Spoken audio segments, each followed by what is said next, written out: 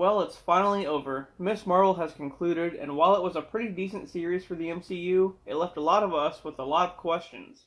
So, let's get right into it.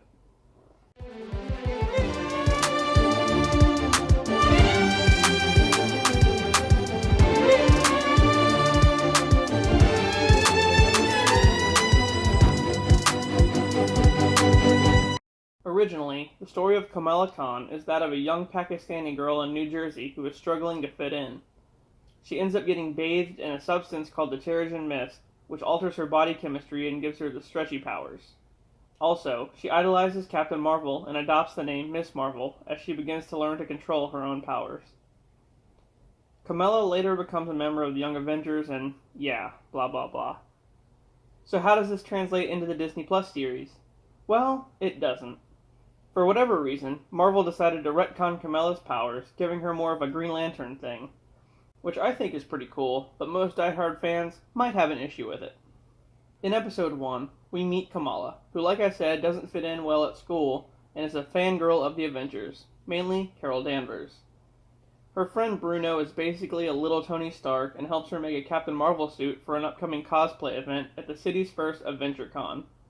Her parents strictly forbid her going, but then give in on the condition that her father tags along dressed as the fucking Hulk.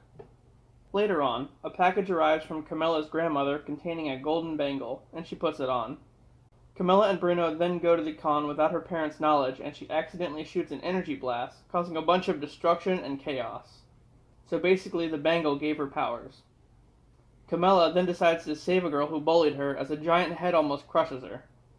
This gains the attention of Damage Control, the one from Homecoming, and they go on a hunt for Kamala. In episode 2, Kamala starts to train and understand her new powers, realizing that the bangle must be magical. At a party, she meets a new kid named Kamran, who seems a bit suspect if you ask me. Kamala sees a vision of a mysterious woman and asks her grandmother about the bangle's history, finding out that her great-grandmother, Aisha, was the bangle's original owner. And then, at a celebration, a young boy slips off a ledge and almost falls, but is saved by Kamala. The event spreads all over social media, dubbing Kamala a superhero named Nightlight. And then, Damage Control shows up and chases Kamala, but she's saved by Kamran, who introduces her to her mother, the woman from Kamala's vision. Episode 3, Najma, Kamran's mother, tells Kamala that she's part of a group of beings known as clandestines, who are exiled from another dimension, with Aisha, her grandmother, being one as well. She tells Kamala that the bangle will help find their way home and asks for her help. Later on, at Kamala's brother's wedding, Najma gets tired of waiting and crashes the ceremony, with the clandestines going after the bangle. During a fight, Najma attacks Kamala and hits the bangle, which triggers a vision of a train. Then, Damage Control shows up and detains the clandestines, including Kamran. After this, Kamala's grandmother calls her and tells her she saw the train too, and that she needs to go to Pakistan immediately. In episode 4, Kamala and her mother head to Pakistan to meet with her grandmother, who tells her that the bangle was trying to show her something by the image of the train. She heads to the train station and meets Kareem, who's a member of a vigilante group called the Red Daggers. Back at the Red Dagger hideout, Kamala learns that Najma and the other clandestines are trying to break a veil that separates their world from our own so that they can take it over. After escaping from Damage Control's prison, Najma leaves Kamran behind and goes after Kamala yet again. The clandestines find the Red Dagger hideout and chase Kamala and Kareem to an alleyway. Najma hits the bangle again, this time teleporting Kamala back in time. Episode 5 starts off in 1942 India, where Aisha is hiding out in a small village where she meets Hassan. They end up falling in love and have a child, who's Kamala's grandmother, Sana. 5 years later, Najma finds Aisha and asks her to give the bangle back, but she refuses and goes on the run, attempting to flee to the new nation of Pakistan with Hassan and Sana.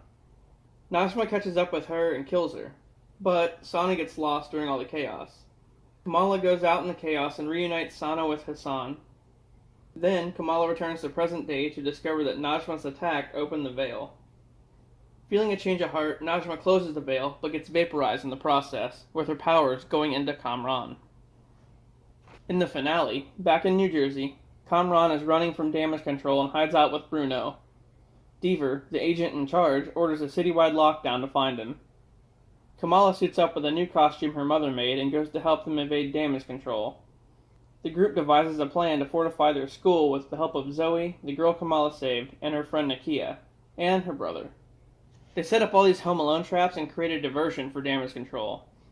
But the head guy, the one from No Way Home, calls off the fight. But the agent goes rogue against his orders and attacks them anyway. Kamala fights her off, but Kamran tries to kill her, hurting people in the crossfire. And then Kamala creates another diversion and allows Kamran to escape, knowing that he actually didn't mean to hurt anyone. Then, the agent is fired and damage control backs off. After that, Kamala is recognized as a hero, and her father gives her the name Miss Marvel. And then Bruno drops the bomb when he tells her that it's not the bangle that gave her power, and that she's got the mutant gene. Uh-oh. Yep, that's right. She's a mutant.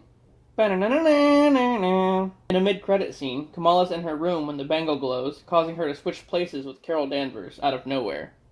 The end. So I thought it was pretty good. I mean, the way Kamala got her powers through the bangle instead of the Terrigen Mist was kinda lame, but I accepted it. Only to find out that she's a frickin' mutant. Really? She's the introduction to the X-Men? That's not a thing in the comics, I don't think. But, whatever. The villain was dumb. The clandestines? Really? I thought Kamran was going to go full Andrew from Chronicle, but they missed that opportunity. All in all, it really wasn't that bad. It had good pacing and was truly a coming-of-age story. I can't wait to see Kamala in the Marvels when it comes out. And of course, this is Iman Vellani's first acting job, so that's a thing. Alright guys, well I hope you enjoyed it, and I'll see you later.